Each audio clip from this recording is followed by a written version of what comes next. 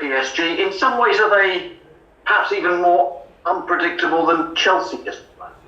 I think the league's unpredictable. You could analyse Manchester there. We could talk about certain games where big teams have conceded a lot of goals, or there's been big turnarounds in games. We've been part of one of those, so have others. So I'm not really interested in that, and I think Manchester United are a very good team. We played them enough last year to know that, and I'm not concerned in what might have happened in games before. I take them at face value. One more, please, Ian. Look, we hear Manchester United are one of those clubs involved in talks about a possible European Premier League. Liverpool as well. Chelsea reportedly approached. Can I get your thoughts on that? And do you perhaps sense, given that this is coming off the back of last week's project Big Picture, is there a sense that clubs want something different? And I don't know, and I don't want to comment on something that I've read a headline of. It's so far away from me. I don't know the detail. Thinking about Manchester United, and that's not me dodging the question. I literally don't want to start giving us any form of detailed answer on something that I don't understand. Concentrated on the Premier League, concentrated on Manchester United tomorrow. Simple as that. Moose, please. Thank you. Talk sport. Hi Frank, how are you? Hi Moose, very good, thank you.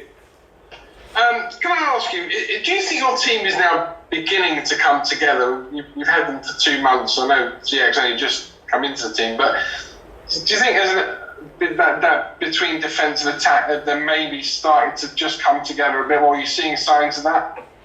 I'm seeing some signs of that, but I also know that the way that we've brought 6 players in really that are looking to come and compete in our first 11. A lot of them had injuries coming in. Some of them are younger as well.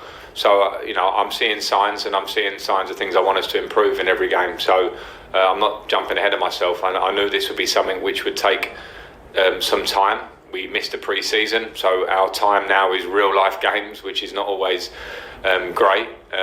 That's why I expect us to get better, and we need to keep working on those points, because it's not a perfect situation to have new players and you don't have training time with them. But we'll keep working. Liverpool have got key injuries, Frank. So City have made an uncertain start. United, as you played this weekend, have been poor so far at home. Do you think the league is more open than it has been for many a year? And with the coronavirus around and players testing positive and maybe managers not knowing who they're going to be able to have in their squad from week to week to plan, do you think that this season there's more of a chance for Chelsea, there's more of a chance for other clubs to challenge what were the established top 2 in the last couple of years? I think there's been an uncertainty within life, actually, and then within the game, which has brought about an unpredictability, which we've seen in early stage of the season. We only have to focus on ourselves and what we possibly can do. We have belief in this squad, and as I keep referring to, it will take some time, but we have quality in this squad as well. So we'll see. We'll see how things level out as the season goes on. I don't want to predict too much of what the season might look like when we're this early into a season. It's far too early to start committing to what might be different or not. Our focus has to remain on ourselves. And finally, off the back of that, does this still feel like a really big game, Manchester United, Chelsea? You said that before the Liverpool game at home a couple of weeks ago. It feels really like a big game. Yeah, it certainly does, Moose, and as it should do. And we played them a lot. We played them in 2 cup competitions as well as the league last year. They're a quality team, got quality individuals, quality organisation. You saw how they go to Paris in midweek and get a fantastic result. And as you sort of touched on, and as we all know at the minute, everything's very close in the league. Everybody is in and around themselves. Teams around us that would expect to be up there. We're in that level at the moment, so it's an opportunity to get some very hard-earned points, but going to be a really tough match. Hugh Ferris, PLP. Hi Frank. Just on that, how important do you think, bearing in mind the inconsistencies you've spoken about, and we're kind of assuming there won't be a runaway winner, as there has been the last 2 of the last 3 years, how important will the matches between last year's top 4 or the so-called Big 6 be in the final reckoning, given all the closeness that you've spoken about? I don't know. Again, it's so early to assume anything. You can't assume that there won't be runaway winners or not or whatever. This is early knockings, and it's particularly when you think of the different starts that teams have had in terms of how much they've been able to work going into this season. So the games against teams around you, or so-called teams around you, will always be big. They're great for confidence if you can play well and get a result. And obviously on points, they obviously are great. But over the course of a season, there's a lot more to it than that. There's the points that you can grind out. Certainly last year we were not so strong at grinding out points at home that we should have done.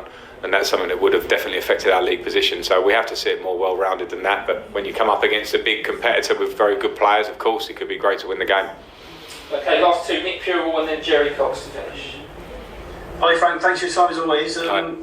We spoke to Hakeem Ziyech and Edouard Mendy yesterday, and Hakeem was talking about, he's saying never really afraid to say what he thinks, to give strong opinions, and obviously Edouard with his story of having had his year out of football, having had a difficult time. I know you've talked in the past about personality in regard to players on the pitch and personality of your team and individuals, but is it important for them to have strong personalities as individuals in their lives as well? Does that feed into what makes a good player? Yeah, I certainly think it does. When I look at the squad, I always want to help grow the ideas of leaders within the group, personalities within the group. Over the course of long, difficult seasons where we play so many games, there will be moments where you really rely on them to help you in tough times and also to push the good times along and try and improve every day. I don't think you can get on in elite sport, in any elite team sport, without people with personality and character in the team. And I've seen that in Hakeem, and I've seen it in Edouard Mendy. As soon as they've come through the door, Hakeem has confidence about him. His fitness is coming individually. He still needs a bit of time to get his actual match fitness now his injury is cleared up. But both of those will be great additions on that front. And I encourage personality, I encourage communication between the players. We need more of that. Last question in the broadcast, Jerry Cox. Hi Frank. Hi Jerry. Just following up on that, Hakeem said yesterday, he's still not up to full match fitness, full sort of speed. How difficult is it to integrate him when the games are coming thick and fast, and obviously he's new to the league and the intensity of the Premier League? Yeah, Jerry, it's very difficult because we have a bubble here at Cobham. We cannot play against the under-23s or bring over a lot of kids to replicate 11v11 games on big-sized pitches, which is where generally you'd want someone to be working when they've not played for 5 or 6 months off the back of an injury. So we missed that. So we just have to do the best we can, train as well as we can, find the right way to give Hakeem minutes and others in the squad, because a few of our new signings did come in with certain issues, and try and get that as quick as we can. That's been challenging. Okay, that's the end of the broadcast. We're now